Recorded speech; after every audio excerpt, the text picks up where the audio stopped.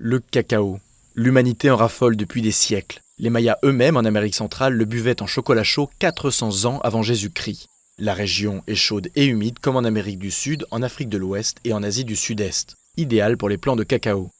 Les cabosses, fruits du cacaotier, se récoltent à la main 2 fois par an. Quand elles sont mûres, elles sont cueillies, puis ouvertes avec un bâton ou une machette pour en extraire entre 20 et 40 fèves.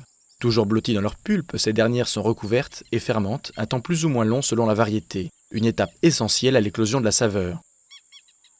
Vient ensuite le séchage. Entre 1 et 2 semaines, les fèves sont le plus souvent étalées au soleil jusqu'à ce que leur teneur en eau soit réduite de 60% à quelques 7,5%.